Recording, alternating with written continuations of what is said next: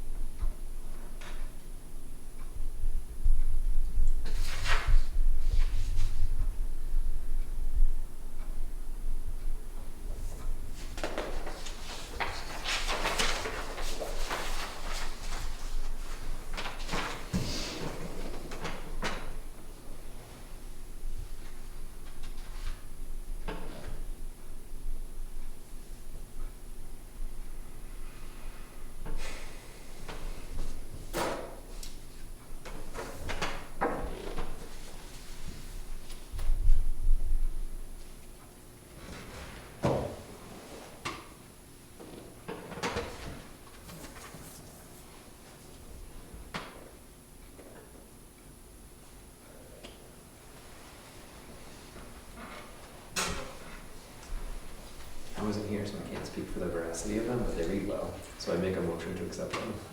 I just have one thing I don't fully understand Okay. on the community compost. Okay. Brian weighed in on having people keep any food out of their composting for the garden. I don't understand where that would, I remember we had an in-depth conversation about composting, but I don't know if I really want that to be in the minutes, because that's Not true, yeah. Well, if it is true, there's no context to it, so of course you should have your food waste in your compost. I don't know where it would have. I think it was what we were talking about, yard waste composting versus a more complete community composting idea. Yeah, I just think it doesn't. I guess I don't care because I'm going to read it, but it just doesn't make sense. You'd be surprised. people. When I read it, I was like, I don't even know why I would. I mean, Well, I think I have to go watch the You video can and see what you correct the said. minutes, but you can't just erase them. oh no. I don't even know where to begin with that. Or Just- you just- can there's just so delete the sentence. clarify. Just delete the sentence, that's probably the best way to handle it, right? If that's something we can do, I think Yes, it doesn't fit into I the. think you can do It that, doesn't. if it's not correct, you can just take out the sentence. Oh, if you didn't say it, then you can Well, delete it.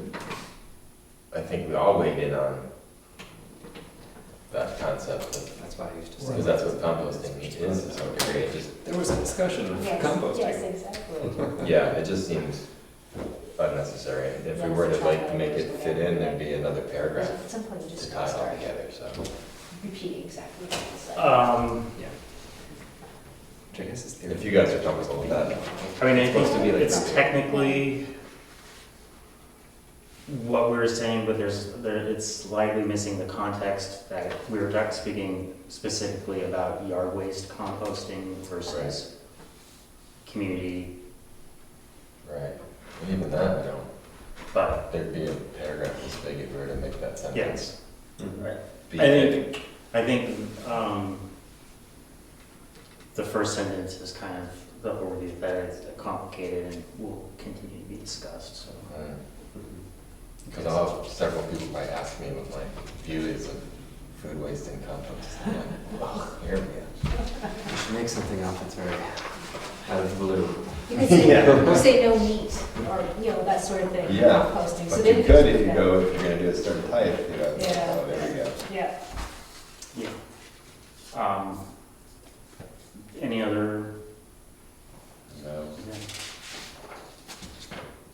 so you're leaving that in and you're taking it out, because it's not accurate, We were gonna take it out. you take it out, okay, the whole sentence. Could I just strike that sentence? Yeah. I'm sure I'll say something today that'll. That we'll want to strike. That's okay, That's where I never we take can it. do that, that's any context. Okay. Is there a second on that? I would second those minutes as amended. All those in favor? Aye. Any opposed? No? Okay, thank you. Since Rick is not here yet, I guess we can just move on to Prospect Farm. Which I don't have any other update from Ken. He's still working on gate issues. I was up there, I pulled more knotweed out of the stump dump area. It seems to be limited to the few little patches that it's been. It doesn't look like it's spreading. When you say I pulled up in that area, the parking or the stump, that kind Yeah. of stumpy area? Yeah, in the stump dump area. Kind of, it's behind where the main pile is, Yeah. and there's two little clumps of it. Yeah, so it hasn't spread, because that's the No. one that I feel like we've always discussed. Yeah. So I pulled it up and left it high so it could get dry. And, So then when it dries up, it can blow away, reconstitute. once it's rendered, well, from what I've read from on the invasives, once it's dry, it's kind of Stable. rendered inert. Okay, Yeah. good. Um, And once the root system is desiccated, I don't think it has any viability anymore. Yeah, although I don't know If it's how, in like, the seed. long term, or how on top of that it has to be before you really, But that is a good way to do it, is to pull yeah. the plant right out.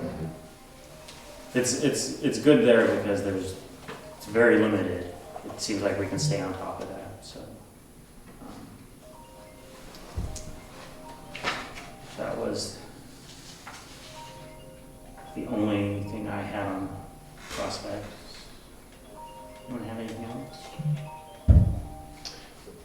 No, but it did cross my mind, the conversation that we had a couple months ago about mountain bike trails and the trail.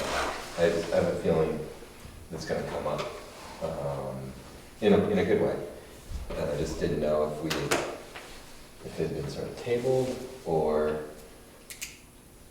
if maybe the energy that a small group of people had kind of just dropped off a bit because they felt it's more work, not more work in the physical sense, but maybe to begin the process and just where we were with it, if it's something we want to, I don't just say mountain biking, I can say a multi-use trail, but Mhm. because it was presented by a group of people that were interested in mountain biking. I thought it was left at, who brought that to the table? I believe it was a gentleman, Mike, who came to a meeting. Yeah, but I thought it was left that they were gonna make, rather than having an open-ended, oh yeah, make some trails, come up with a real Yes, idea, yeah, and then we'd move on that. yeah, I mean, I think that is how we left it, and then we have some guidelines within the new plan. Yeah. Yeah, So, yeah, so we could react to it, yeah. So the idea is we react to the real proposal rather than the yeah, theoretical. What, I mean, my feeling of it, or what I communicated to Mike, was that we can't really generate that out of the Conservation Commission. If they want to form a group, much like a trail user group, that would be responsible for maintaining and building those, we would work with them on that, but it's not gonna be spearheaded out of Conservation Commission. So, Okay. unless there's other further momentum. Right, unless it's something that we, as a group, decide that we want to spearhead it, but, all right.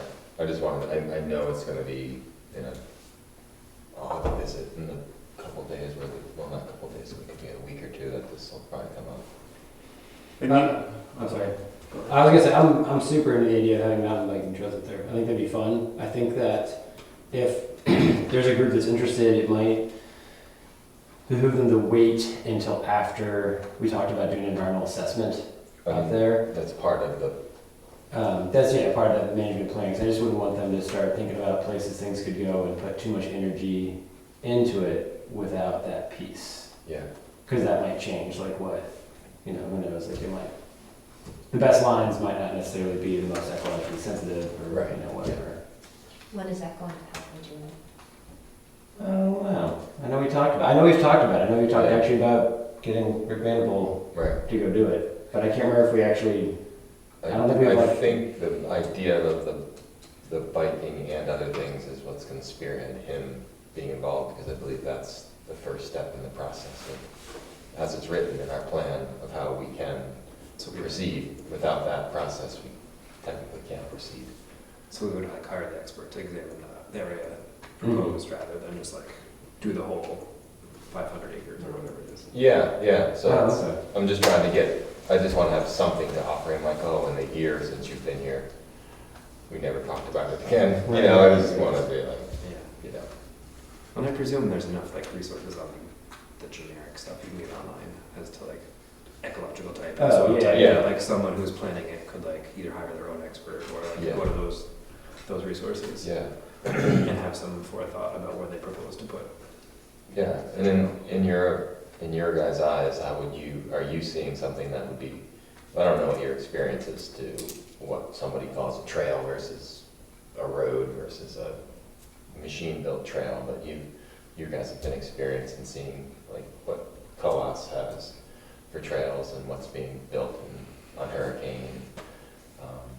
yeah, So it's I would hope it'd be more like hand-cut trails. Me too. And, like just Correct. that kind of thing versus like Yeah. a big burn Yeah, out, yeah, flowy. right. We're on the same page. Yeah, okay, yeah. I mean, I don't want to speak for the whole group, but No, but that would be, No, I think that's accurate too, because I think when whoever comes to us and said, okay, this is our Right, layout, we can have the input of, well, great, but we'd like it to be a hand-cut trail, correct. sensitive to a tree, a rock, Yeah, and move it through no, the area. hurricanes are like that. But I think Yeah, that's Hurricane where mountain we zone is like yeah, step in, machine built. absolutely. kind of oversee It's like a whatever roller their coaster. plan might So, be. yeah. right, Is because it paved? at this No, point, not there's paved, but just. like, you can say Like 3 or machine 4 built, different like really styles smooth of out construction of trail. trail. And And, Pretty wide, and they put berms in and smooth it out. yeah, a so little. before they It's even more make a like, proposal, they at least understand like Versus where our like, comfort zone is. I'm gonna merge these. Sorry, two sorry. conversations. Just,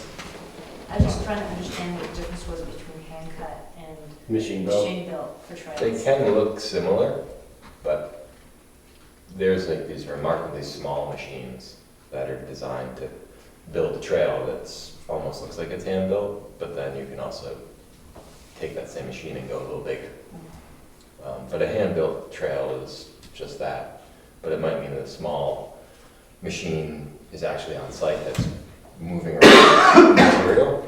So you might find like a rotten rock vein or some like really good material that you would then, instead of carrying in a 5-gallon bucket, maybe it's being hauled on like a motorized wheelbarrow type thing. Okay. So there's lots There are of, motorized wheelbarrows out there? Yeah. Yeah. I'm using that. They have special little, I forget their special name. yeah, there's now like, there's a machine that'll do everything if you so choose.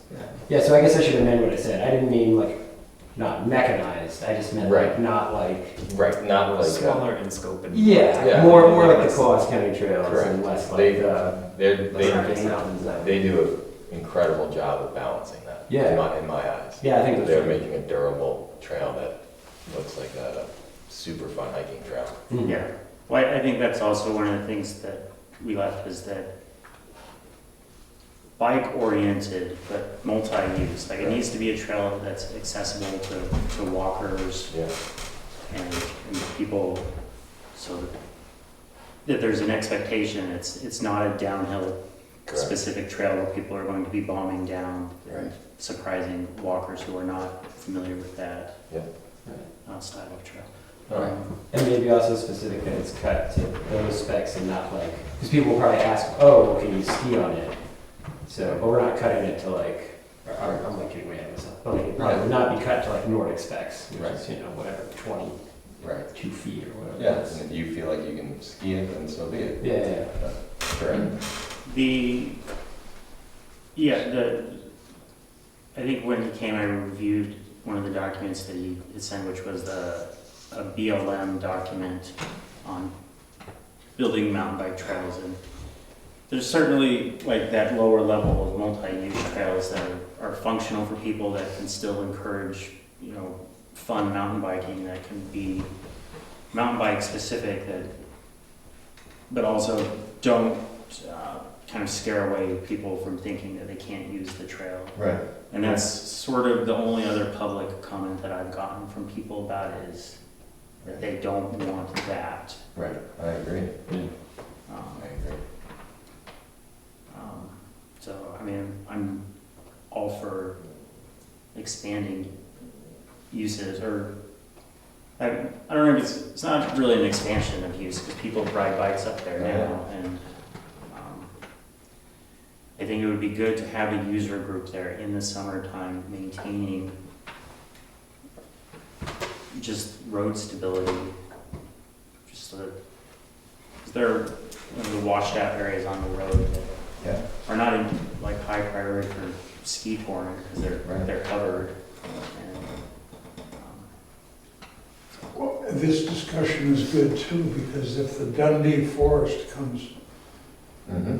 through, there's going to be a great push for mountain bikes, for, you know, Yes. all of it, hiking and who knows what else. So our discussion is, I think, really important now, to get our thoughts, you know, worked out, and the wording of how, what do we say to get our thoughts across? Yeah, And that's why I think that this dialogue is great, because it, you know, gives you practice to put your thoughts together. yeah, I agree, Nick. okay. That was it. That was Okay. Well, I mean, I would encourage All right, cool. anyone who I would will, like to take I'll that bring up to. I'll bring it back up Okay, in our conversation. great. Thank you. Jackson Falls. Ken is still working on his document, but he also had sent an update on our sign, moving forward with signs, and sounds like the end of June is when the sign maker will be available. So just so that we're ready to get posts in the ground, we should probably authorize purchasing posts for that. Ken, what seems like a normal height for those? Well, I think on the, I drove by the falls, and I drive by a lot because I'm working on driving that trip. But last couple times I really just like looked at it, and I think the part that makes all of it look poor are the posts. Yeah. Like the signs, not to take away that obviously we're getting new signs, and that's nice.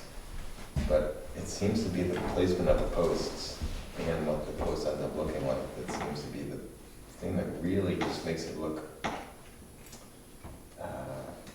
just last minute, like a desperate attempt, like, oh, we gotta just put these up here.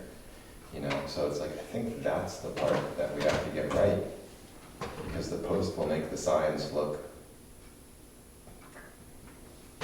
suitable to a special place. I mean, they're all bent, not all of them, but just the collection of how they are, and when you bring it all together, I think that's really what makes it look poor.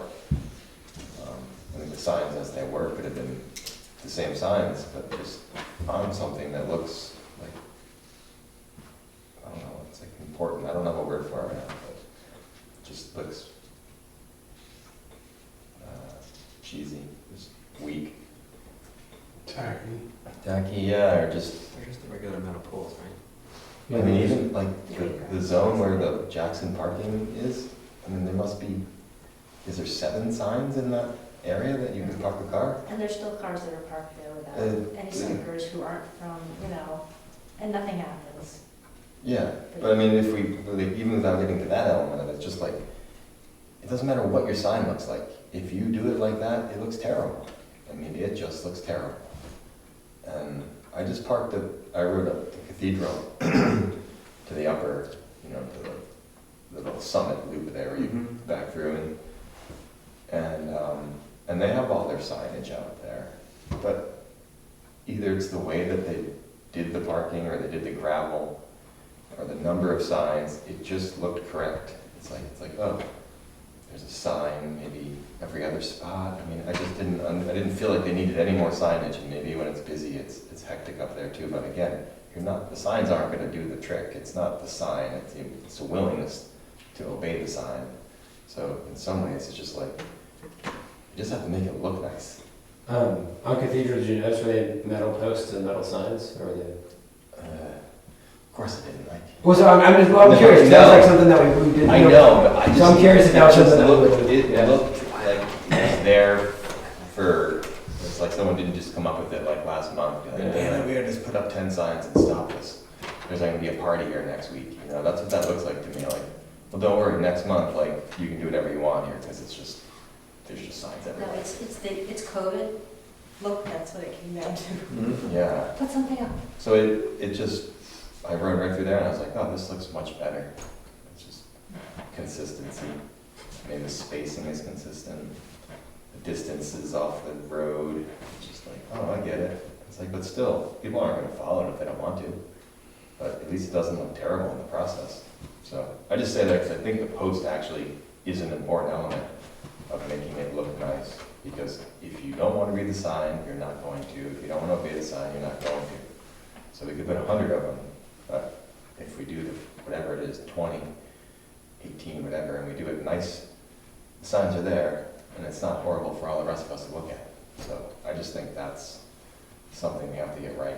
I don't really know what that is, but it's going to cost money, but we should just figure it out. Like, Who would have put the posts in? I would ask Eastern Greens, yeah. And are you gonna put a 4x4 in, or what were you thinking? I just don't. That was Ken's suggestion, was a 4x4 post. I can't imagine those signs are that heavy, but No, they're not. They can't be more than 8 pounds.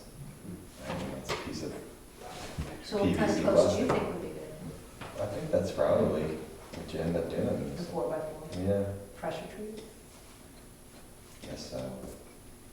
If you want it to last, I think it Yeah. should be yeah. pressure treated. Unless we got over to Vermont and got some cedar posts. Mhm. Or maybe it's the placement of the post, the placard on the post, or there's a cap, just something to make it look better. Softer. Yeah, Or, maybe. not really softer, but you know what I mean? Permanent looking. I think Yeah. there's a level of permanence you need to Yeah. have with it that just strikes the message like, this is no parking, and it's always no parking. Not like temporary signs that just make you feel like, well, whatever. Well, I mean, not to get nitpicky, budgety, but Ken suggested 22 posts for 22 signs all along there. It seems like so many. I believe that there are If Eastern currently, Green's going to do it, maybe we can go and walk it with them and see what they think. I mean, they put these things up, I assume, as part of what they Yeah. do for other people. Yeah, We could put up 10. But There are more, 16. more spaced out yeah. and see if that works. I mean, Well, we were going more. We're going from 16 to 22. I thought we were doing less. I think that they're, I'm gonna make up a number. Oh, okay. But I think you said 22, I Well, don't we've got them know. going down It's in the minutes though. Valley Cross too. We'll find out. yeah, I think those were the additional ones, Mhm. because there are no signs on Valley Cross. So. Well, there are Put in some, every other one. but yeah, they need some. But I think that 22 number is just, I believe, maximizing the material that's on the sign. So we can get 22 out of the sheet. Mhm.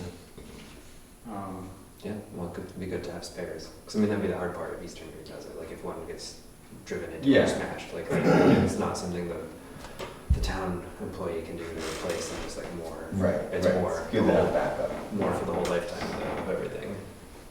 Yeah, If you need like a post hole digger every time you're gonna go replace a post rather than just pounding a metal pole in, it is different and more work.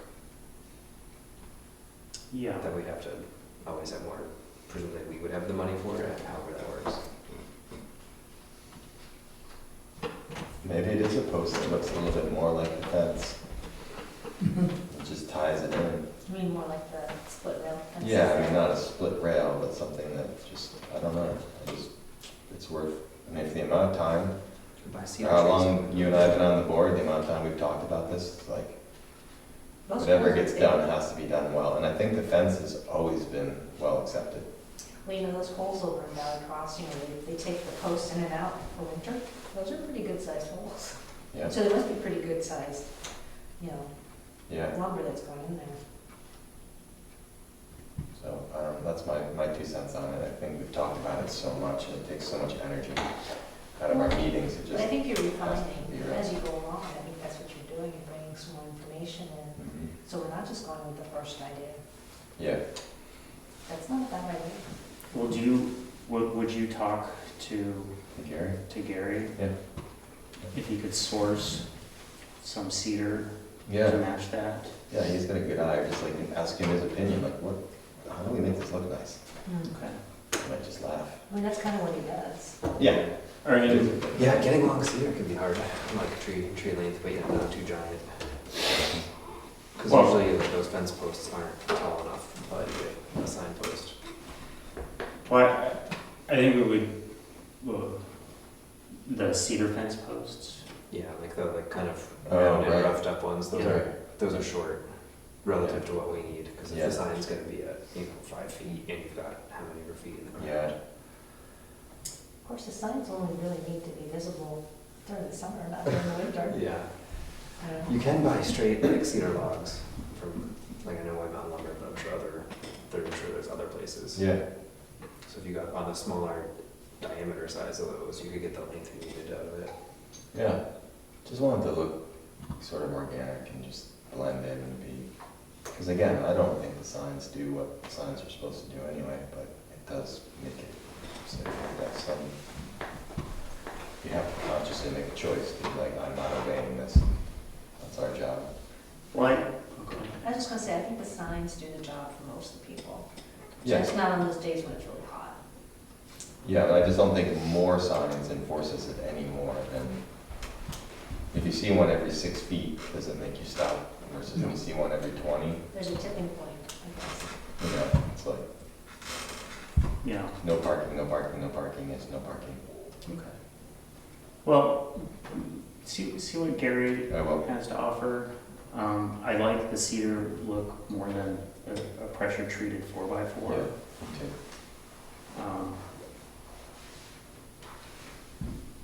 And we'll hear back from the sign maker at the end of the month, so Cool. I mean, we don't have a date that we have them delivered. I just think Ken wanted to be out in front of it so we could get them in the ground this summer. Mhm. I think when the wooden signs and the wooden post goes in, it will look a lot softer and a lot better. Mm. I agree with you that like a little metal sign on a little metal pole looks reactionary. Yeah, I mean, it looks like the kind of thing that's like, Perfect. oh, That's it's the like word. oh, these are just in for Memorial Day, and then Right. take them out until 4th of July. kind of thing. right, that's the right word, reactionary. I think it will look much more permanent. Yeah, I mean, the fence looks like it's been there forever.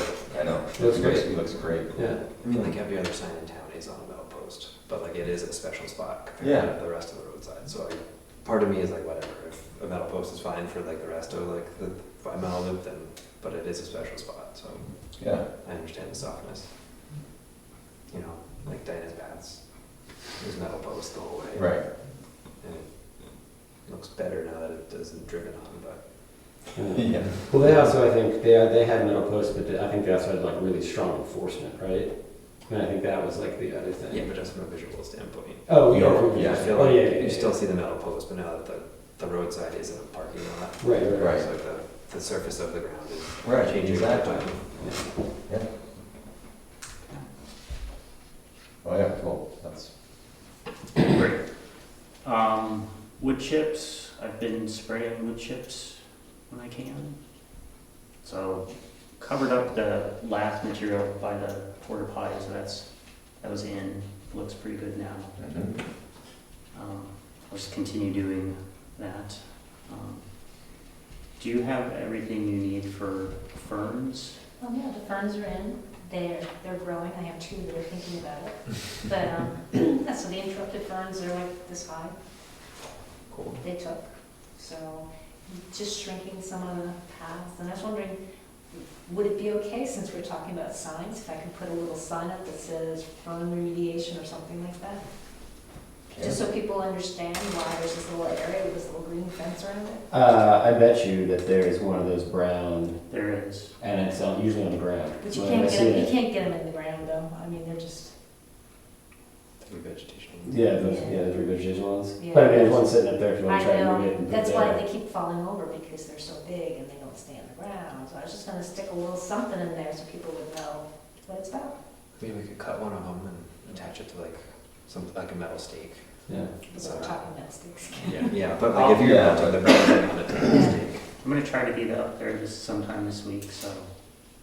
Or even a good wooden oak grade stake, you know? Yeah, 'cause I was just thinking something short, because it's keeping it minimal, and it is, and just something just saying, you know, interrupted fern, maybe vegetation or something. Yeah, I think it's cool, especially if it says the variety, Yeah, a little information. Claytonia osmundia, for those who like to know. Ooh. Wow, say that again? Claytonia osmundia, Well done. yeah. Very hardy, you'll see them on the sides of the road, but I just can't get them at the right time. Claytonia. Claytonia. I know, that's interesting. Very similar to Clinton. Yeah. Yeah, That's what I That's was right. thinking. Yeah, I was like, wow, it's just like Blue Bee Lily. yeah. Yeah, that's what I just thought. It's weird. And Claytonia is also, It's it's a a winter winter green, yeah, yeah, it's like a, it's in the Kind first of like a lane. rosette. It's like a first lane Yeah. type plant. Claytonia. Nerds. Claytonia. We're in the right place.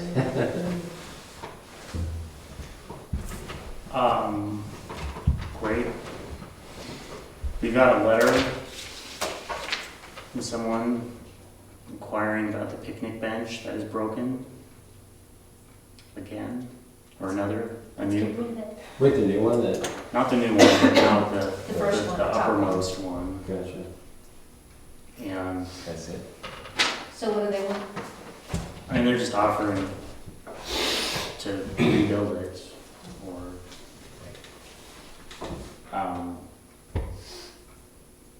I say take the middle one, move it up there, get rid of that one, put a bench in the other ones. well, I can definitely see how this is, like, unless this is just going to be an endless cycle. And I mean, my memory is not long enough to know what has been there prior. You mean at the top one? Just any of the combination of benches, picnic benches, tables. Well, Phil Davies screwed that plastic thing into that ledge. That was, I don't know, I just saw him up there doing it at some point. Wait, what are the plastic one? The plastic bench that's at the falls, that overlooks the falls. Oh, yeah. It's screwed in. Yeah. Phil did that. And Are there 2 picnic tables right now? There are there's 3. There are 3? There's Yeah. a new one at the bottom. There's, The middle one is in the best shape. That's where the emergency entrance is. And then the one that they want to fix is the one that's up by the handicap access. Oh, which did that have a handicap like extension on it? no. Okay. if we replaced it, it should, since it's near the handicap access. Yeah. So you could use the picnic table if we're gonna provide it. Well, with the bench broken on it, it kind of. Yeah. We unintentionally did a good thing. I don't remember, I don't know where we went with it all, but I thought at some point it was weird. Phasing them out. Right. I really don't have that much input. I mean, Well, not, yeah. the that's- idea being that if it's a 2-hour Mhm. parking, like, well then, it's like, we're trying to get people in and out. That's my friend's dad. Oh, that's nice. Is that who that is? Yeah. Yeah, that's what I figured. But you know, I think that's a good place to have a picnic table. I've just seen people come from like other countries who come with all their food. Yeah. You know, all that, it's really kind of cool. And, but the middle one, it's a very narrow spot there, and there's just always a lot of trash. And to my mind, that would be a good place to get rid of to put a bench as opposed to a table. And you take the chain off, Mm-hmm. It'll be gone. let it go. Set it free.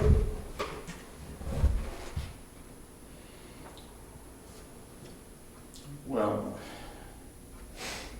I guess I'm paralyzed with indecision. I think some of it comes down to like, I don't know if we've ever fully answered, and I think even when they had that Save Jackson Falls committee, it never really got answered, like whether, you know, like what is Jackson Falls? Is it a town park? Because if it's a town park, then there should be things like picnic tables, because that's like, that makes sense. And a bathroom, right? But if it's not a town park and we're saying it's a whatever, a scenic area, you know, or, well, I mean, I suppose if you almost even like scenic area, like Right. that might be also, but you know, if it's like oh no, it's a sanctuary, or it's a, you know, whatever, it's a reserve or something, then it doesn't have a bathroom, it doesn't have picnic tables. So I think it's like, I think we kind of, at some point, and maybe this happens as we write this plan, you know, this resource management is just like, you know, what is it? Is it a front country park? Is it a town front country park? Is that what it is? Because if so, it should have picnic tables and it should have, you know, a bathroom, but probably not trash receptacles. And how many picnic tables then? Right? Well, I mean, And do you have to have picnic tables as long as you've got a bathroom and a lot of rock? Well, that's the thing, it has all the rock that you can sit on. And that's the whole point, is to Okay. get people onto the river. as You're right, opposed I to mean, on you're right, the Mike, land, it does have to which is be. much more delicate. I just think that kind of thing needs to get like, what are we, you know, like what is it? You know, what are we trying to, you know, what are we trying to say it is? But I don't think it's necessarily just one thing. I would- think it's wild and scenic, and I think it's also, you know, obviously gets a lot of use. I mean, I guess from this immediate perspective, I would say, yeah, if it's falling apart and someone wants to build a new one, it would be great. And then like the process of writing the plan would answer all of these questions that are ultimately like not us. Right. It's the town through us making a recommendation to the select board on whether forever there shall be 3 picnic tables or just 2 or none, Mm. you know? Like we're kind of the conduit of the people. You know, Yeah. we might have strong opinions about them.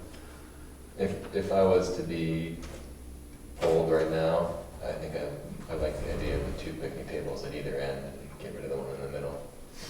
I think that just feels, knowing that space, I'm just like, yeah, that kind of makes sense It's narrow. to me, Mm. yeah. But, And I like your idea of the handicap one up at the top. mhm. And I think we have to decide whether we're going to succumb to people pressure, or are we going to make decisions that we think are correct?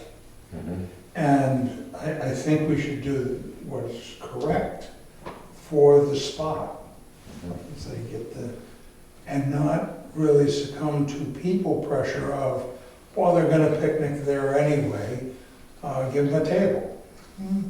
We could, but I agree. I don't think that's what we want, and I don't think that's what's best for the area. Yeah, you can't present problems and not allow someone solutions, you know, like, when you see the problem, like if it's parking, you know, well, if it's people, it's like, well, one way to solve this problem, as we decided, was to make it more difficult to go there. Hence, fewer people go there, and it's resolving a lot of our problems that we were trying to figure ways to solve. So it's, if a picnic table is trampling an area, and we keep trying to protect the area, it's like, well, why don't we just remove the picnic this area, just, that's gone, because this area is about the beauty of the area, not for the group of people who wanna sit at that table. So I tend to agree with what Dick's saying, it's like, Well, it's like having a 55-gallon drum there for trash. You do that, it seems like a good idea, right? But then the RV shows up and goes, oh, there's an empty 55-gallon drum. yeah, They clean out their RV and you've got twice as much trash to deal with than you would have. So, Yeah. you know, it's really, that's what I mean, do you succumb to the people pressure or do you just say, okay, we'll pick up the bits of trash that get left now, but we're not gonna, you know, put the barrels out. That'll just make more work for somebody, probably the road crew, I can't see. or the same idea, you're not gonna put in more picnic tables as you're trying to protect an area that's difficult to protect, and then introduce more of the thing that creates more trampling and more people and more space. It's like, I don't think it can ever get bigger. I think if anything, everything, what we found has been successful is making it smaller and less access while keeping it totally open to people. It's like, it's based on, you know, you're trusting people to, we're setting easy, presenting more guidelines without putting up fences and signs and everything, just saying like, we're simplifying this for you, please respect it.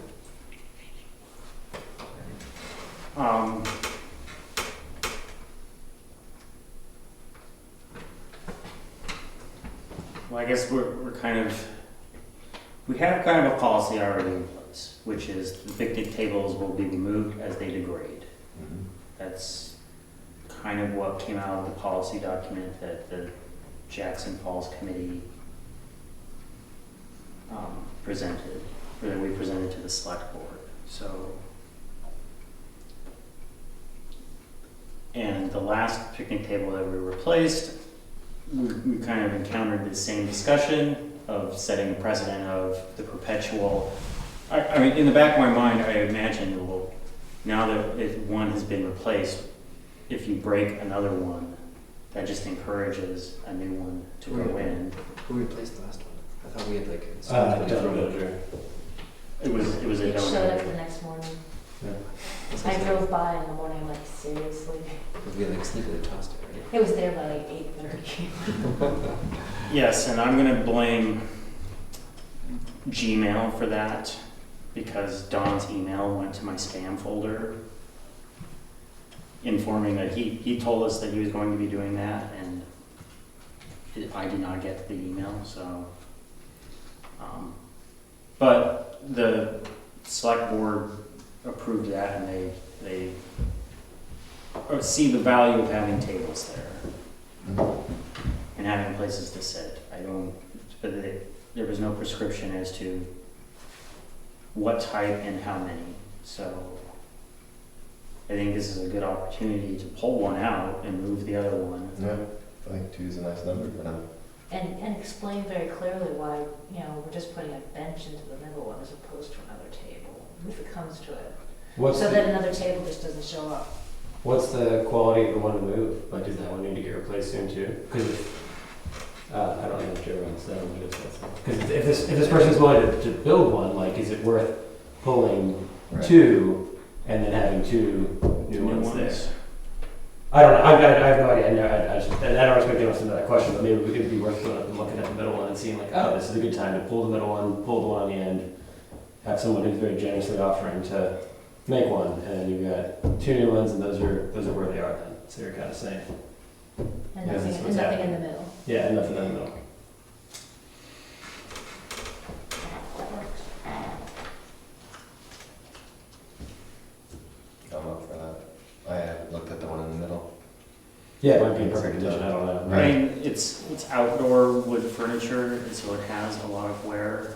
I don't think it's anywhere as degraded. It's not falling apart. Yeah, it's still chained.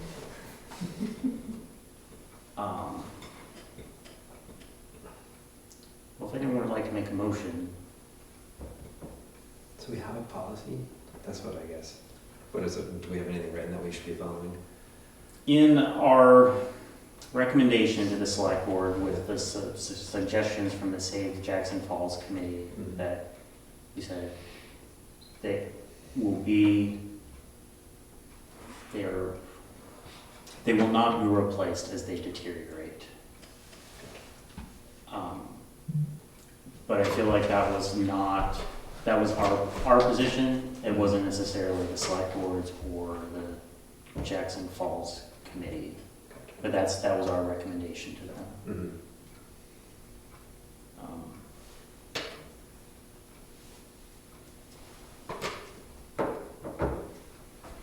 So. Yes? So you have- Indecision? Well, I'm trying to think, does it make sense, before we make a motion to do anything, does it make sense to decide whether or not we're gonna? I don't think we should make a motion. I think we should. Should we look at the middle look one at the first, one there. and then decide? Yeah. Yeah, I was just looking to see if I had a picture. I think I had like the trash picture. Did I send that to you guys? I I think- had to do my trash picture because people leave like their 2 big bags of trash right next to the middle one. So I try to document it. But I probably just said, I did. You need a game camera. It's what? You need Oh, a yeah, game camera. yeah. We already had that discussion. Oh, well, I must have missed that one. No, I Um, don't know if we need to, well. Okay, well, then we'll just, well, it's, where the current one is broken, it's Yeah. broken. It is an eyesore, and I think we're gonna continually get comments as to, we need to do something about this. Yes, yeah. I will look in tomorrow for my own, both the broken one and the one in the middle. Well, can we tell Larry that we're thankful and we're talking about it? Yeah. In the interim, and throw the other one out in the interim, the broken one, so that, you know, if it's sitting there broken, we could get rid of it, or however we could get rid of it. And the way it's broken, by the way, is that the bench that goes across the rear of it is gone. So the seat, Alright. the seating Oh, planks if are it's gone. easy, I can. I mean, it's an easy repair, it just needs two 2x6s screwed to, I mean, it's an easy, I have looked at it and thought, well, I can get up there and do that, I just, All right, I'll take a look at it tomorrow. so, okay. All right, we'll move on from that, unless there's a take. I have more on the general area, Let's hear it. if I may. Go for it. I took a walk a while ago, along the river, down the path, looking at invasives, buckthorn down at the bottom.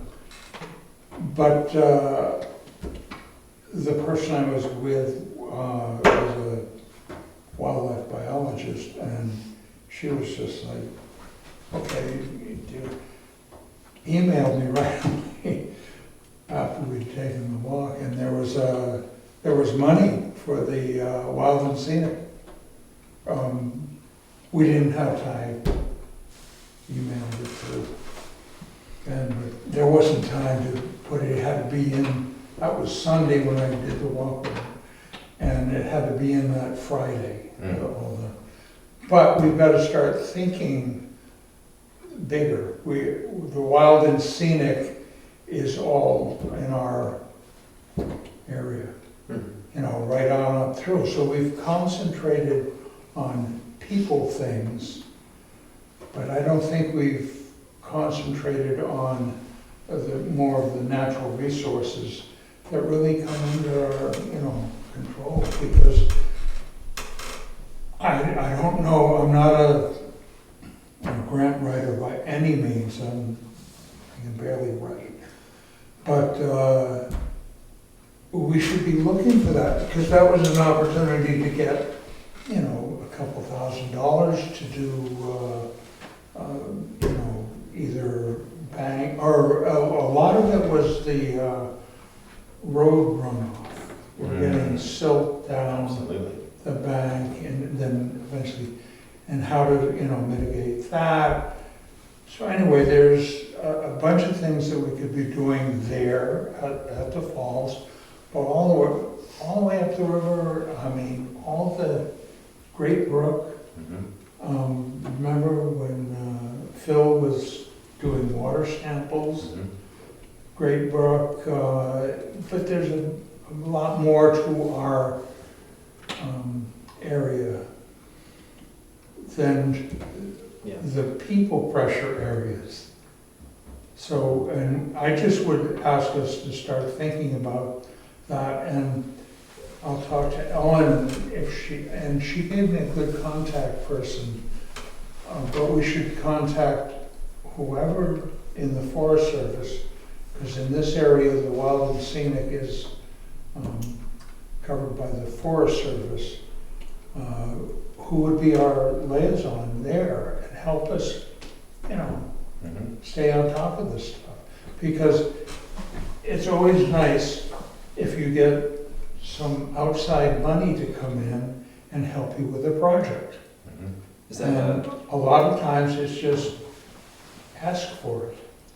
Well, I would say, let me just jump in here, because this is an agenda item further down.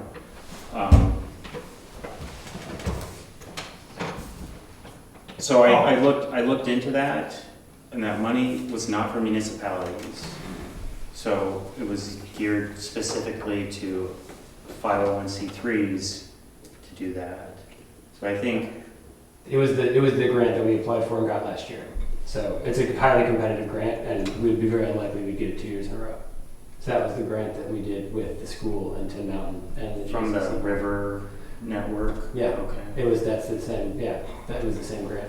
So I saw it come through and didn't bother because it'd be pretty unlikely for them to be like, yeah, take another year, go for it. Did that come through Tin Mountain or? It was written. It was it was co-authored through Tin Mountain, JCC, and the school. I mean, I did it, but it was I wearing 3 different hats.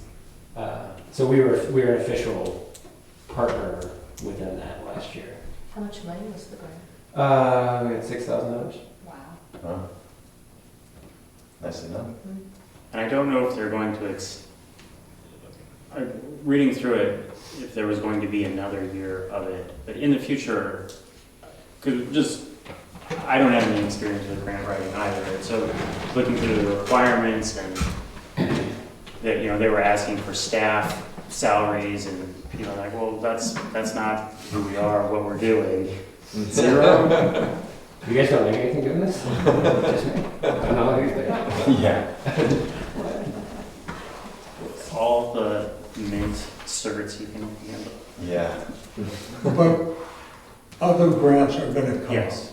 And if we get somebody, just looking at us, somebody talking with us, that's overseeing, nationally wild and scenic, maybe we can get some help there. I don't know. Well, you're right. But a lot of the wild and scenic, I guess, if we went upstream, it goes into private ownership. So maybe through that or contacting people along the river that we would qualify for something. I don't know. But I just want to keep our mind open Yeah.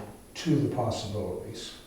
And we have responsibilities to be looking at the whole thing all of the time, from the Forest Service boundary to where it exits the town.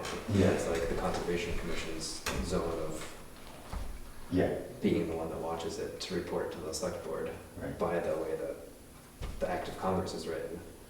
The town boundaries are supposed to be preambulated every 3 years, once every 3 years. That means the selectmen are supposed to go out and walk, and you can pick a boundary, one a year or whatever, just to see what's going on along the boundary lines. I don't think that's happened for a long time. I did one. Not since you were Right, I did one just because I love the sound of it, preambulate the boundary. Yeah.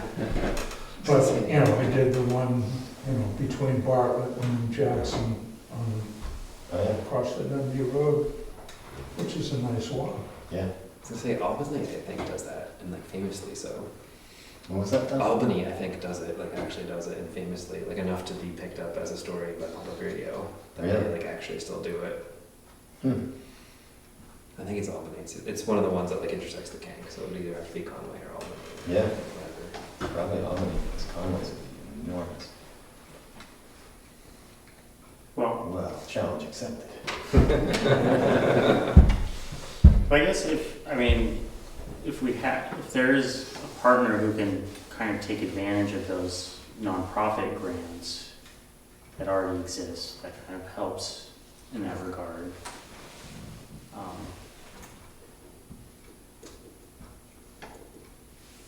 And I don't, yeah, well, Because it's not hard to set up a nonprofit, it's having to do the 501c3 work, to make it tax, so somebody can make a donation without it being taxable or, qualify for federal grants, that sort of thing. So, well, I like a ready-made solution though.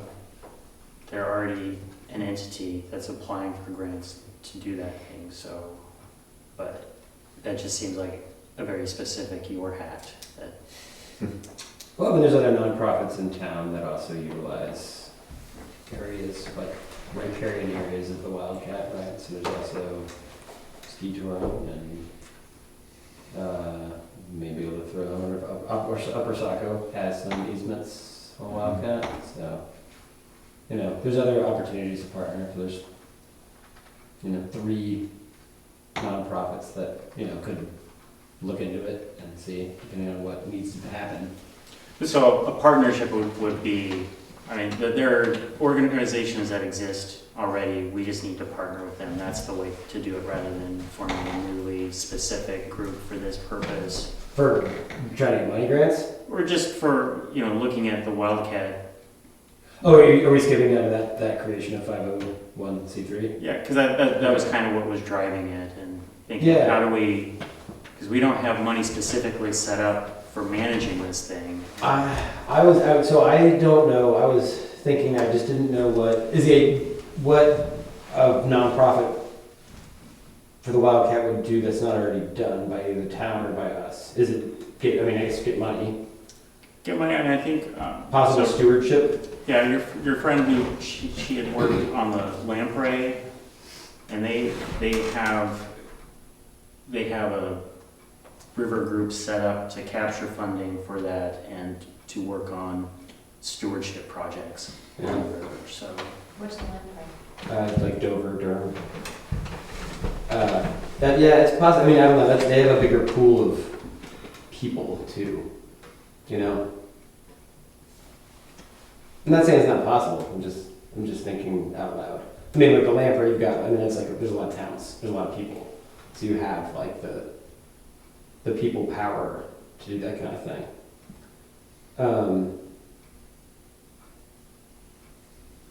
Well, we have the inverse relation of that, where we have a very small river, so And one town. yeah, so Yeah. Right. So it's. But it doesn't mean that to meet. There's plenty of nonprofits that only meet twice a year. They only meet a couple times a year and have an annual meeting, and they've got something else that takes place. I guess if getting money and doing stewardship, I guess that'd be the other thing. Like they could be river volunteers. I think I don't know. I know when they put the park in, the Connie Watson Park up in North Conway, Upper Suckle Valley acted as the 501c3. So you can do stuff like that. I think it would be worth putting out feelers to like someone like Tin Mountain or ski touring or Upper Saco and just say, hey, like these are the kind of things we're thinking about. Are you interested Partnering. in partnering? Like starting there versus like okay. trying to build up a nonprofit. Yeah. Because you have if nothing else, you don't have to have any employees, but you do have to have a board. So you've got to have a board that meets regularly. Chairman of an You have to have annual meetings. You have to, what's that? Partner. And would they have been the 501c3? Do you see how I'm trying For to like municipalities and things? Or any other type of group? Oh yeah. Yeah, and someone presumably from the Conservation Commission would have to be on that board. Yeah. Because we presumably can't give up our congressional delegated responsibility to be the one managing the Wild and Scenic River to a nonprofit. We'd have to be, Yeah. You'd need a board of officers, you'd need to have and they'd have to do, a budget report each year, like an annual meeting budget report. I mean, Have manage the bylaws. volunteer part of it. What's that? I mean, the volunteer part would be, I guess the other thing is that's the money. I feel like if we ever want to become more active, have others manage that than us. And then you gotta think about, if you did that, how much, you'd have to think carefully about like how much control, power, say, would they have, and like how would that work, like, you know,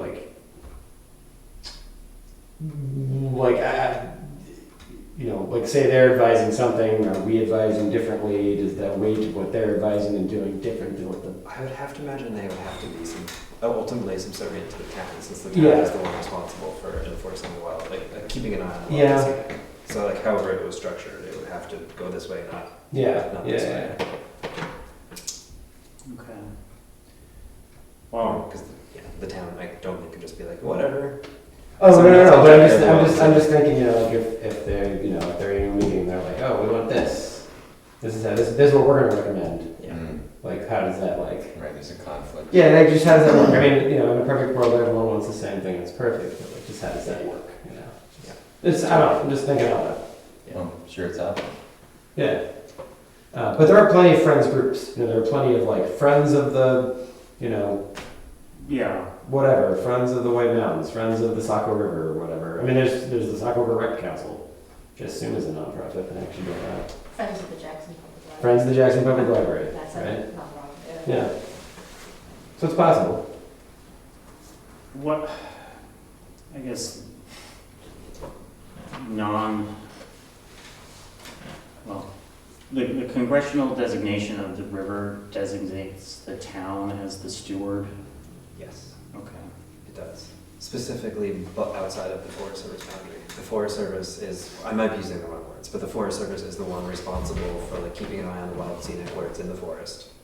And then once it crosses out of the forest boundary, the town, the select board, I think literally is the one that's responsible, but wherever it's written, it's the Conservation Commission is the one that's supposed to be keeping an eye on it and reporting back to the select board to be doing whatever enforcement Okay. of the wild and scenic rules as they're written. Well, I guess the next step, I'll reach out to the Forest Service and just see if there's anything that we can, if they have anything in the works, or if they've thought about this. Yeah, because I mean, I don't know what they do, but presumably they are also like on some time scale going, walking on the upper branches of it. Or at least it should be in their management plans for the cutting up there and that kind of stuff, I would imagine. And I think, gosh, I haven't read it in a while, but I think the language of the way the town is supposed to enforce it is to like, there's a special river district overlaying the other zoning in town, and I think you're supposed to put rules in that special river district that would like enforce whatever you need to do to keep the wild and scenic designations as they change along the river, as you go from like the upper to the middle to the lower parts of the river, where they have the different designation for like the falls is like Right. the people part, and then there's like the farming part in the middle and the wild part apart. Right, yeah. So I think we would be, or this group, if needed to do anything, would be like forcing change on the private landowners through new rules and map overlay on top of the regular zoning. So if there was like an issue with riverbank erosion or whatever it was that was impacting the wild and scenic designation. Okay. But that's apart from, you know, maintenance or dealing with washouts or invasives. I'll ask planning board if they have any insight into that, or if they have on how that zoning. Yeah, because right, it's, I think the wild and scenic is like bank to bank, similar to somewhat similar to like how DES does some of the wetland stuff. I think it's been a long time since Yeah, I cared they're for cutting it. and missing the rules. But I'm pretty sure there is that river district overlay to manage use on the banks of the river Yeah. to keep it as it needs to be meet the wild and scenic designation. Okay. All right, I guess that this will probably be something that comes up through the year, so taking a more holistic approach to still haven't heard back from DES about the VRAP. Oh, I haven't named it either. Yeah. It's not the All right. VRAP person. It's, yeah, I'll tell you afterwards. Thanks. Don't forget. When the minute's end, we're gonna do that.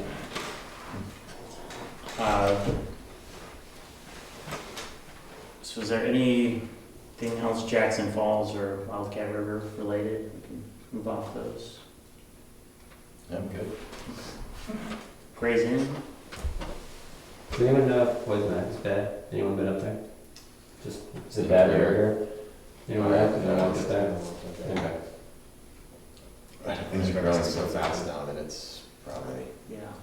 more fun. The second grade movie, they were talking about taking a trip to go frogging in that pond. And they asked me how bad is the Poison Ivy? Oh, I said, typically it's bad. I said it's probably really bad, but I had to walk back there. Yeah, it's typically pretty bad. There's usually signs. Right, okay. I'll go look when it's over. Community garden?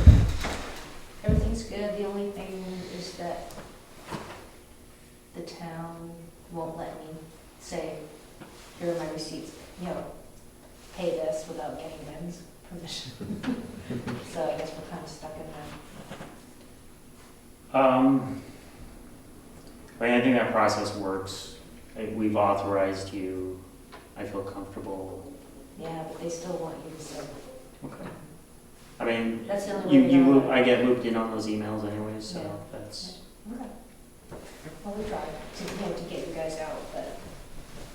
I think it. Well, I'm comfortable with how the Julies have that set up. So.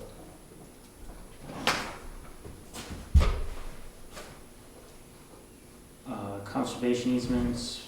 Don't have anything. Wetlands. We had an expedited permit that came up last month that Brian and I went and walked the property on Francis Avenue. There's a lot of action up there because we also the adjacent lot was just approved. Their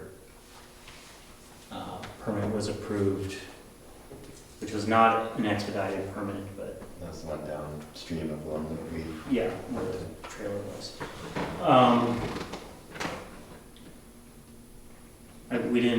We didn't see anything that was a flag for concern. The wetlands that were impacted was kind of road runoff from a culvert. And As are lots of those type of wetlands that we get asked to look at. So they're man-made. You could say, lots of things are man-made They at become this point, vertical, but yeah. it's, Yeah. yeah, if the culvert hadn't been there, if the road hadn't been there, It still would have been wet. it wouldn't have been a wetland. But there probably would have been because the water goes somewhere, right? Well, you're backing up the water, Maybe not right there. concentrating in one spot and putting it I on mean, one. it's adjacent to a brook, Yeah, yeah, but it didn't seem any different than many other pieces of property that get approved, and they're not, no big red flags.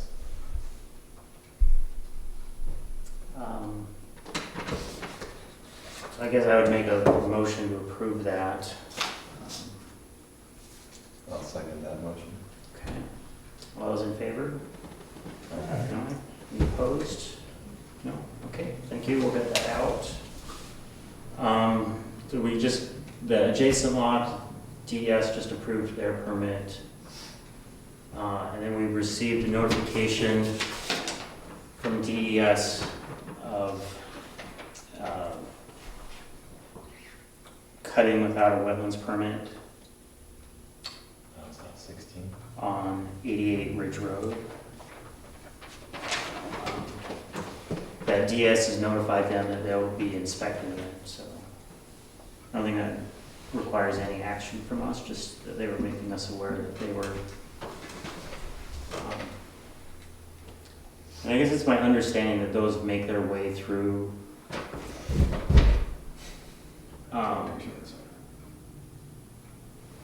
the DS has a recording tool, because wherever this complaint, it didn't come through us, so. I'm just interested, in the past, has that been an occurrence where Like people feel compelled, like, it's just interesting that the way, how the state rules work, that, you know, if we're not making a complaint, then anyone else is. Yeah, and a lot of it, I feel like, well, I guess I could read it. Like, I feel like there's less to the process than there used to be, you know, because I feel like the rules got loosened Mhm. 3 or 4 years ago. So we get more of the wetlands permits by notification rather than application.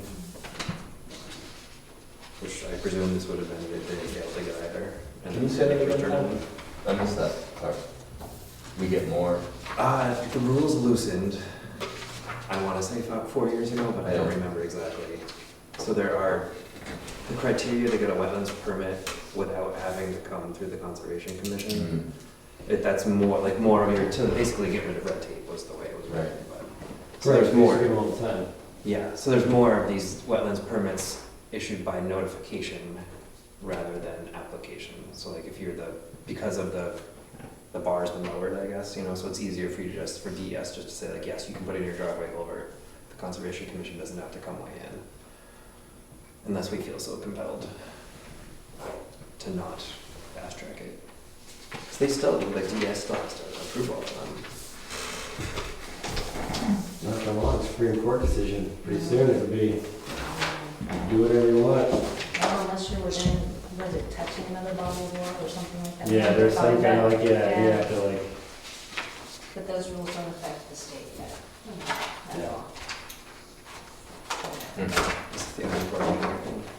no, the Supreme Court just ruled on the Clean Water Act, like severely lessen the, Good scope. Adjacent bodies. yeah. So before, it was very vague as to what was considered like, what could be covered under it, Mhm. and now it's basically saying it has to be like, touching a body of water. As opposed to like, Ridge a certain road, that's, proximity. So before, yeah, so like the little wet area over there before, it would be like protection of the Clean Water Act. Yeah, right hand. But now it's like, weird connected, angle, like, you can see it like Wet spot. connect to that thing over there. That's Somebody's been trying to solve that problem for years. And then you wonder why you have And it's storm damage just- and, yeah, water. It's not the same contractor that's getting in trouble for the one. Saco Swift, 16, LAC rep? Or across from Ridge Road, basically. Oh, I just was speaking with Mark Dindorf, and since Jeff left, Jeff was the town's representative on the Saco Swift LAC. There's a position available for that. I have a lot on my plate, so if anyone else would like to do that, or we can open up to town, but that is an appointment by the select board to that. So if there's any volunteers. Ken,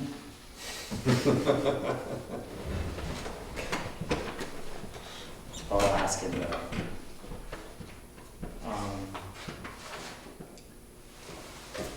I guess, was there any other wetlands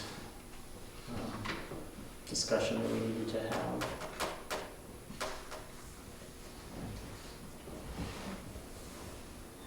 I guess as a,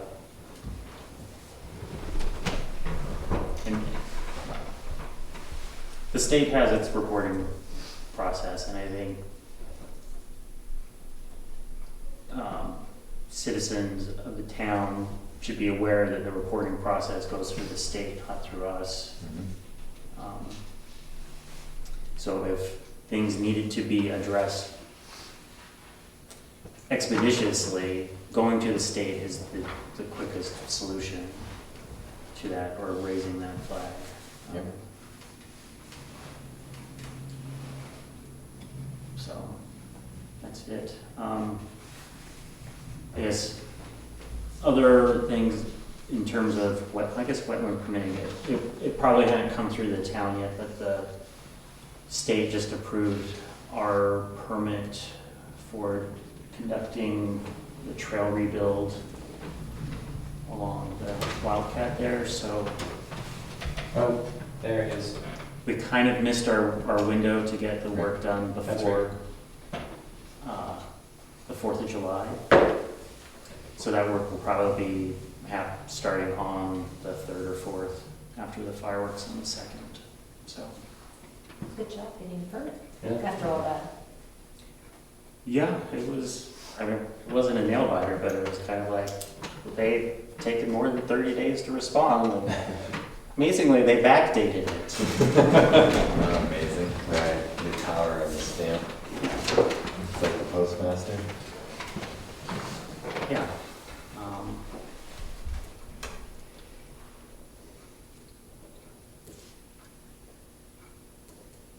I guess we can just wait a moment for, Is this on Stevens? I have no idea. Oh, okay, that's what I'm thinking. While we're waiting, has anyone seen any spongy moth yet? I keep watching this tree down in the post. There's a tree by the post office that's covered in eggs, and nothing's happened yet. I keep watching. Yeah, up where I am, 'cause I read about this. I kept having, like, a few of these little strands come down, and there are these tiny little caterpillars, and I think that's them. Hmm.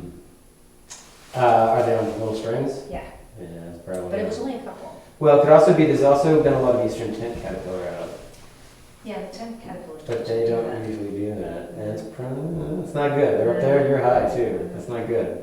I've been watching that one. That one over there is covered in eggs, and no one's not it. The one, it's right in front of the post office, and that's what we're watching each day. So I was hopeful that maybe. But I don't see anything on the tree. Is that frosting out? Well, that's what I was hoping. The frost that like killed a couple of the trees. I was like hoping that like really would have did something, and plus all the rain. So And that fungus. there were the fungus does well with lots of rain, and we had lots of rain in spring. Yeah. So I'm hopeful. I thought that was him. I know Maybe he you- has another project. maybe it's a red truck.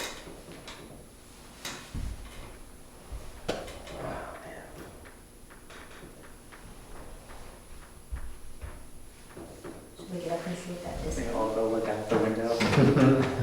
Like a bunch of kids. Yeah. Well, Are you it's excited it's for Dad, the it's- teacher? it's- Dad, nice teacher? He might think it's at 7 o'clock. No. He definitely owns a red truck, a big red truck. No, it's close out. No, it's a lot like that. I thought it was my truck going by. We did. Let's see, hold on, it says wetlands. That's Yep, that's it, that's it.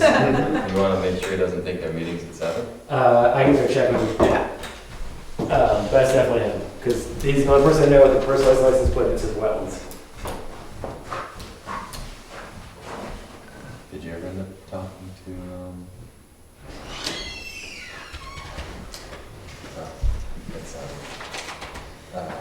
Greg, Howard? Did you have to meet with him, or did that just disappear once? Beyond my first, I mean, I responded to him, and I also responded to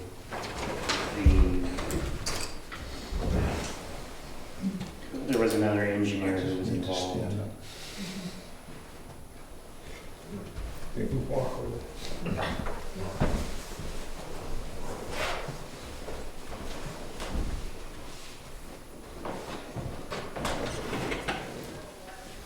Jim Rhines, Yeah, right. What's his role? He's in the state? land surveyor. Oh, okay. Jim Rhines, he must be the White Mountains surveyor?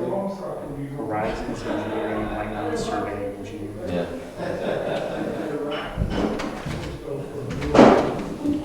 As a quick, I lost my bike light somewhere on North or South Fall. Really? So it looks like. Hi, how are you? Flashing. I'll keep my eye out. Good evening. Good evening. Sorry to have messed up on the time. I had 7 days. Is that right? Apologize. But like I said, that you guys were just about ready anyway. It's a good thing we're long-winded. This is a map. You can take one, pass it on. Because just summarizes where we're gonna be doing the work up on the Dundee property. You probably all are familiar with the property at this point, and maybe not. That might help describe the location of where we're actually gonna do the work. The green side, the first side shows the 3 lots in question, the game lot, the ham lot, and Mudgett lots right along Dundee Road. And you can kind of see Crossroad down the very lower right, so it's just a little past Crossroad. And then this watershed is all part of the east branch of the Saco, which is a third order river at the time this stream reaches it. And we actually have a second order, potentially third order segment coming into it right here at the very bottom. So there's a fair amount of water that moves through it. Water's coming off of North Doublehead and Tin Mountain primarily, and then funnels down to the east branch. 2 things that we look for at Tin Mountain relative to making it a good stream for treatment. One is whether or not there's cold water fishery present. And that's been confirmed by Fish and Game. They've done a bunch of different studies, as many of you know, cold water brooks in the state, and it's right on their map. I usually go to the Eastern Brook Trout Joint Venture Group, which is another organization that nationwide that identifies brook trout streams in the country, and it's also on there. Oh. You say that again? What's the name of that? It's Eastern Brook Trout Joint Venture. Is Oh, never heard. it all based on rock, or is there any natural? Yeah, so there's a couple of features that Fish and Game plug into their GIS database to select out probable streams that are suitable. And it has to do with elevation, it has to do with the amount of slope, and it has to do with the amount of watershed. The bigger the watershed, the likelier that it's going to have groundwater that will keep the streams cold. And that summer temperature of roughly 55 to 60 degrees, if that's the maximum, if they keep it under 16 degrees centigrade in the summertime, then trout will have no problem. There'll be enough dissolved oxygen for them, etc. But it also has to have a flow to it. This one is probably one of the best upper watershed streams that we've worked on, or will have worked on. Tin Mountain, as Mike knows, we've done 24 streams by now. We're up to about 23.5 miles of stream treatment. And so this is something that we have taken on partly because I was hired by the Trust for Public Land to do the assessment on the property, the Dundee parcels. And when I did that, I said, "Oh, this is a great stream," and there's no wood, right? So that's the biggest issue, is that the wood, coarse wood in our streams has not gotten back to the level it was pre-agriculture days. And so when we look at reference sites, and I've got a couple that I've looked at recently, one in Waterville in old growth forest, you look at about 8 to 10% of the entire stream being covered by wood. You know, mossy wood, and fragments of all shapes and sizes. And yet in New Hampshire, all the streams that we start treating start out at about 0.5 to 1.5%. So what that does, when there's no resistance, the streams and floodwaters just flow down, cut the banks, erode the side banks, and dump all that sediment down into your culverts and takes out property and bridges, and you know what happens. So if we throw wood in it, we give it a lot more resistance. we create small pools and log jams that then scours deeper pools on the downstream side for trout to over summer. So they can actually survive better. If your pool is this deep, they may not survive, but 3 or 4 feet deep. And I've seen that in a lot of streams. I worked in Peterborough for 10 years, and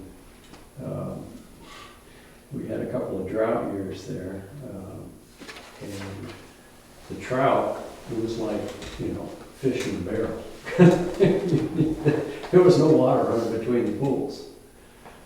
And if those pools weren't deep enough, it's over. So that's one of the targets in terms of the work we do. And we follow these guidelines. By the way, this is something that you can have. You're welcome to put this in the files with copy. There's the practical stream guideline from the USDA, which is cited in the wetland rules. And then there's this one that we drafted. Dick Fortin did the first draft, and then Katie and I updated that last 3 or 4 years ago. I missed the number. You said that most streams you start with around 1% for Most streams are about 1 to 1.5%. And what's the goal? 8 to 10. 8 to 10. Okay. Yep. And so that means dropping about 3 or 4 pieces every 100 feet of an average diameter, about 6 to 10 inches in DBH, or average diameter. We chop it with chainsaws. We preferably go 25 to 50 feet away, and then we drag the logs in. So we're maintaining the riparian zone density. We're not pulling stumps, we're using upper boles and tops. And then for the branches and tops, we throw in as strainers, which will catch leaves and debris and other floating organic matter and create dams and pools and dams and pools. And so that part of the 3 or 4 pieces per 100 feet, what that helps do is create a situation where we have between 8 and 12 good solid pools every 100 feet. So that's another goal. But in the last 5 years that I've been doing this, we've noticed, because we always do the pre-treatment and post-treatment sampling, not only are we getting more trout, but we're getting better water quality. So we're dropping out the silt downstream, makes sense. We're lowering the dissolved organic solids, and because that's also being filtered out. And that provides a little bit more organic pools in the stream, which helps transform the nitrogen and phosphorus that would otherwise be running down into the ponds and lakes. So there's a huge water quality bump when we do this work, and that's our last year we were actually hired to do a stream that was above a cyanobacteria lake, Mirror Lake down in Wolfboro, Tuftonboro. And so there, the stream was not a great trout stream, but it was the biggest stream going into Mirror Lake that's had now 3 different cyanobacteria blooms. So again, with the goal of dropping out the sediment before it gets into the lake. But in this case, it'll be, be as much, because this, I would call this a reference stream in all cases, with the exception being my initial surveys turned out about 1.5%. Some of the intermittent segments have 2%. But it's pretty low, And as a consequence, right around in here, just above this fork, there's an erosion bank. It's about 20 feet high. And that's an active, every time a 5-year event comes through, more sand goes in and more silt floats downstream. So it's got some active erosion sites that this will help with, I think. So, but I'm my worst best friend here, because that blue zone is the special management area, which I advised as a way of pretty much taking it out of logging production. And Forest Legacy, as you know, is a grant which is the primary funder for this project. They like to cut trees, that's what they're doing, they're creating a legacy for forestry. So it's a bit of a lift to get this special management zone established, but they did. Trust Park Plan worked with Upper Saco Valley and they got that established, along with the high ridge stuff, all the old growth up there that I identified. So now I've got to go back to the state to get permission to cut trees in the special management unit, which is why this whole thing sort of fell apart this year. We're going to do it this year, but it really, we had to have, the state couldn't weigh in on approvals until the ink was dry on the closure. And when the closing got delayed because of the appraisals, so now we're in the next year. Can I ask, so where does this water all end up going? Because it's going through, it's basically cleaning and catching some of the sediment and all that. Where does it eventually end up? So the east branch of the Saco, which is right down here. Town Hall Road. Town Hall Road, yeah. Excuse me, the little bridge in Dundee, if you come down the big hill, if you go from the dirt road to tar, And you're going to Bartlett or to Jackson? towards Bartlett, towards 16A, you go across a little stone bridge that used to have on the west side a stone wall, which got pushed into the brook. But they've got Jersey barriers up there now. I don't know if you go over Dundee. No. I biked over it, but a long time ago. Okay, well, if you get there again, you'll see that there's a pretty good flow of water by the time it gets to that bridge. Yeah, that's it's in pretty decent shape. It's withstood some high water like this spring. Boy knows, you probably get some washouts in town. We certainly didn't say. But this will really help that out, really slow that down. And then the other part of that, the guidelines talks about re-engaging the floodplain. So you create a log jam, and the water will flow around it. And if you do it right, you direct the flow using the logs that you place down to a floodplain, so it can overtop the high water and drop all that stuff out before it gets back into the stream channel. It's wonderful. So that's another side benefit of that. I know that you can't do it under this project because Tim Allen's being hired to just do it on the property, but are there plans to do any woody additions on these higher streams, higher up the watershed? No, there aren't, and it's a really good question. There are two reasons why I wouldn't even advise that. First, they're intermittent, the upper ones, and so you're not getting as much of a bang for your buck relative to amphibian and trout habitat.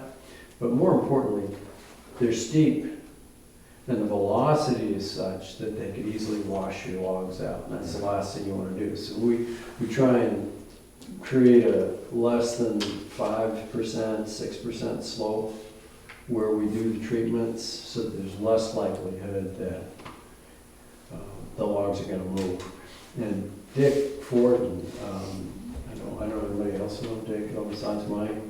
Yeah, Dick was. I worked with him when he did his last project in Dundee. Oh yeah. Excuse me. Yeah.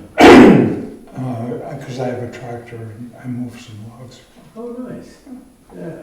Yeah. Well, he's a great guy. I mean, big shoes to fill. But he also said, and right when you start doing this, stay away from those third order streams. Because they can really, and then you just have to up the game a little bit, drop bigger logs, really lock them in tight with boulders, and do some heavy equipment work if if you want. And we are considering one in Waterville right now, it's that situation. But mostly we're doing first and second order, which have just that, they sort of top at about 500 cubic feet per second on a 25-year event. That's about as much as you really want to, deal with. And plus, if we're bringing in big stuff, we've only got a grip hoist that'll handle about a 50-foot log that's 12 inches in diameter. And really don't want to have to get into heavy equipment if we don't have to. So, But did you say this was third order? at the very, very bottom, it's potentially third order. And I say potentially because on this map, we can see that there's a perennial, and there's a perennial, so that's at least a second order, okay? This stream right here has another branch to it on this side of Denby Road. So which one's And perennial? This one right here. So, and it's pretty well incised. I mean, there's a lot of flow in that stream. So if that is actually a second order, that'll make this segment a third order stream. Right now, just so that you know, on the USGS map and our national or our state database, it's all considered a first order. Correct. And that's not uncommon. We did Linscott Brook 2 years ago in Eaton, and that was ranked as a first order stream. And it was actually a third order by the time we get to the state line. So that happens. Of course, things are changing.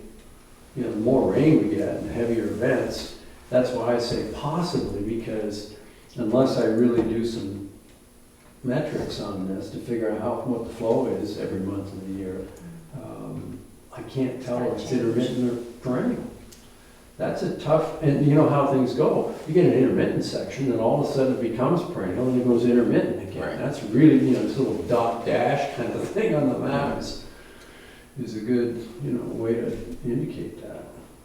So, but the point being is that I've surveyed this enough. This is a very doable stream. It's got great trout, skullpin, dace, probably a couple other species of fish in there. We'll go in and do our baseline work, measure the water chemistry, measure the aquatic invertebrate community, measure the fish, do the treatment, and then come back and see how we did. And usually it's a 3-year wait, look back. So it'll be like 2027, we'll come back. That's what we get the interns for. So do you put the trout in at the beginning, or you wait the 3 years? We'll do a trout assessment before we treat it, and then wait 3 years after the treatment and see how we did. Our look back right now on 14 years has a significant bump of 20 to 25% biomass and about 40% density on all the streams that we've treated. So it's working in that regard. What we don't have are real old individuals yet. The 7 to 9-year-old fish. We haven't been getting a lot of those yet. And that's partly because it's just building. It's still grading. But are people fishing them? Oh, yeah. We don't publish how big the fish are that we pull out of the stream, but yeah, 190, 200, we got 210 millimeter long. It's, good 8, 9 inches, 10 inches. There's some pretty good sized fish on a couple of streams. Linscott had some good ones. But at Dundee, we haven't checked it yet, so we don't know how that's doing. We know there's fish, we just don't know what the stocking level is. So, How was that survey conducted? electrofishing, yeah, do an e-fish survey. Usually 2 backpacks, 6 anglers. John McGee, fishing. John usually runs 1 pack, and I or somebody else, one of the interns, we like to trade off, run the other pack, and there's 2 netters on each pack, the 500 to 600 volts. So that means you stun the fish? And Stun they don't come to the fish, surface? you get about a half a second to see them go white, you dip net them, and if you aren't fast enough, they're back. And we don't reshock anything. You know, you get one shot, that's it. And in most of the streams we've treated, I would say we get about 85% of the fish, 80 to 90%. So we have pretty good representation. For probably 10 years, I did minnow trapping as the pre-treatment assessments down in southern New Hampshire. I get 1/10 of the amount of fish through minnow traps. So it's a very efficient method, and they've got it down to pretty good science. Mortality rates are almost non-existent. We caught 2,000 fish last year, we didn't lose one. So It's also pretty cool to watch. it's It's very neat to cool. watch. It's just cool. It's very cool. And if you guys, any of you want to be a part of that, just let me know. I can sort of let Mike know, and he can tell me when the dates are. It's I love it. It's fun. It's a lot of fun. Yeah, I like that area too, that's Yeah. very, that's cool. Because we're running two shockers, we'll need, and then, 2 netters on each, and then 2 processing people and a recorder. So there's all kinds of volunteers that we usually bring in if you're interested in that kind of thing. And this wouldn't be till next year. Yeah, it wouldn't be till next year. And we do 3rd week of July, is when we do the shocking. That's always been our 3rd week of July. And then we start treatment usually the 2nd week of August, and depending how long it takes. We got about 2¼ miles up here. That might take 3 weeks, 4 weeks, depends on when, if it's real rainy and the water's high, we stay out. And then we hire a guy from Dorchester, runs the saw, Ryan Harvey, and then I run the 2nd saw. So we started doing 2 saws last year. And it goes pretty quick. We'll get 600, 700 feet in a day on a saw. So it's 2¼ miles, take 3-4 weeks.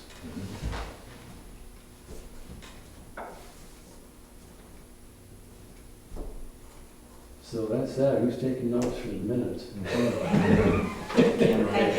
Oh, okay. Good deal. Hank has got you. Yeah. That's a good deal.